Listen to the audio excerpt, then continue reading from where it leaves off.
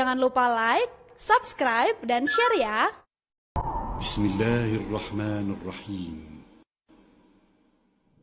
Rasulullah SAW menceritakan kepada para sahabatnya, di belakang kalian itu ada hari-hari yang penuh kesabaran. Yang bersabar pada hari-hari itu seperti orang yang memegang bara api. Dia akan pegang, kepanasan dia lepas. Itu yang kita lihat. Kadang-kala kita melaksanakan sunnah, dicela, di ini macam-macam, akhirnya kita lepas, kita tinggalkan. Seperti bara api. Maka kata Rasul SAW, orang yang berpegang teguh itu kepada sunnah seperti orang yang pegang bara api. Yang beramal pada hari itu, artinya berpegang teguh dengan sunnah, mengamalkan Islam yang benar, itu akan dapat pahala seperti 50 dari kalian. 50 dari sahabat Nabi Muhammad SAW.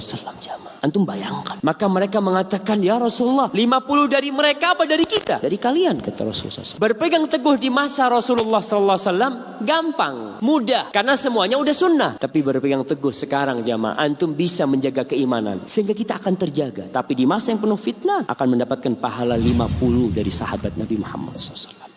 Ustadz, kalau saya tidak taat kepada Rasulullah, emang kenapa? Kita akan apa-apa, bukan tidak apa-apa. Ya, kalau kita tidak taat kepada Rasulullah, bukan tidak apa-apa, tapi akan apa-apa. Saya akan berikan 2 contoh. 2 kejadian nyata, bukan dongeng, ada terjadi pada diri seseorang. Makan, tapi dia makan dengan tangan kiri. Ditegur langsung oleh Nabi SAW. Kul biyaminik, makanlah dengan tangan kanan. Kemudian dengan kesombongan dia menjawab, gak bisa. Nabi mengatakan, lastata'ta, kamu tidak akan pernah bisa. Dia makan dengan tangan kiri, ditegur oleh Nabi, disuruh makan dengan tangan kanan, dia bilang dengan kesombongannya nggak bisa. Maka Nabi mengatakan, kamu tidak akan pernah bisa. Dan subhanallah, Allah hukum kedurhakaannya kepada Nabi. Sejak saat itu, dia tidak pernah lagi bisa mengangkat tangannya untuk makan. Gak pernah lagi bisa. Tidak dengan tangan kanannya, tidak pula dengan tangan kiri. La haula wa la quwwata illa billah. Ini kisah yang pertama. Kisah yang kedua, yang terjadi pada segenap kaum muslimin saat itu pada peristiwa bersejarah perang Uhud, yang Allah sebutkan beberapa kisahnya dalam surat Ali Imran. Nabi SAW mengatur strategi perang. Karena jumlah kaum musyrikin dari Mekah jumlahnya sampai 3.000. Kaum muslimin semula 1.000, kemudian berkurang 300 orang bersama kaum munafikin dipimpin Abdullah bin Ubay bin Salul. Tersisalah 700 orang. Bayangkan 700 menghadapi 3.000. Maka Nabi SAW mengatur strategi perang. Di antaranya adalah beliau menempatkan Abdullah bin Jubair Al-Ansari bersama beberapa orang ahli pemanah berada di Jabal Rumah. Satu bukit, anak bukit dari gunung Uhud di kota Madinah. Pesan Nabi hanya satu.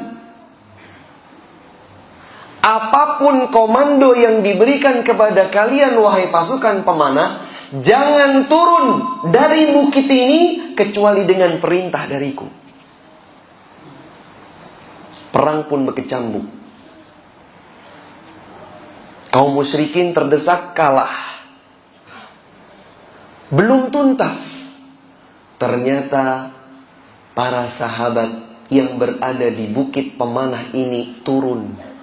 Karena mereka mengira bahwa perang telah usai dan sudah terlihat ada rampasan perang di sana, di bawah.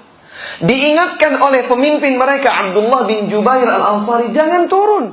Ingatlah pesan Nabi SAW. Jangan langgar perintah beliau, taatilah beliau. Jangan turun kecuali dengan perintah langsung dari beliau. Tetap turun. Apa yang terjadi? Khalid ibnul Walid, salah satu panglima perang pimpinan Abu Sufyan ibnu Harb, kaum musyrikin saat itu, berputar mengelilingi bukit pemanah. Mereka berposisi di atas dan menyerbu kaum muslimin. Berujunglah perang Uhud dengan kekalahan bagi kaum muslimin. Seorang individu tidak taat kepada Nabi, dia celaka di dunia sebelum nanti celaka di akhirat. Kaum muslimin dalam jumlah banyak melanggar, durhaka kepada Nabi SAW, kekalahan di dunia sebelum siksa di neraka. Karenanya Allah Subhanahu wa taala berfirman di dalam surat An-Nisa ayat 115, "Wa may yushaqiqir rasulah." Siapa yang durhaka kepada Rasul, min ba'di ma tabayyana lahul huda, setelah jelas baginya petunjuk hidayah. Sudah jelas hidayah, tapi dia masih tetap durhaka kepada Rasul. Wa yattabi' ghaira sabilil mu'minin. Ternyata ia pun mengikuti jalan selain jalannya kaum mukminin. Apa yang terjadi? Nuwallihi ma tawalla.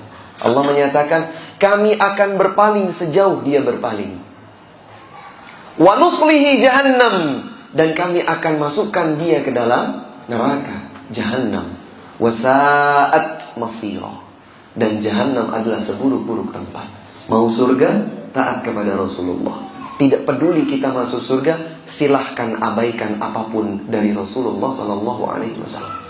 Semoga Allah Subhanahu wa taala menjadikan kita semua sebagai hamba-hambanya, laki, perempuan, kaum mukminin dan kaum mukminat, hamba-hamba Allah yang taat kepada Allah, yang taat kepada Rasulullah, cinta kepada Allah, cinta kepada Rasulullah sallallahu alaihi wasallam. Dan semoga Allah Subhanahu wa taala meneguhkan hati kita di atas istiqamah, bagi kita dan anak keturunan kita, bagi kita dan orang-orang yang kita cintai. Semoga Allah Subhanahu wa taala menutup hayat kita dengan husnul khatimah. Amin ya rabbal alamin. Ini yang dapat kami sampaikan, kurang lebihnya kami mohon maaf. Wa sallallahu ala nabiyyina Muhammadin wa ala alihi wa sahbihi wa sallam. Wa akhiru da'wana alhamdulillahi rabbil alamin. Wassalamu alaikum warahmatullahi wabarakatuh.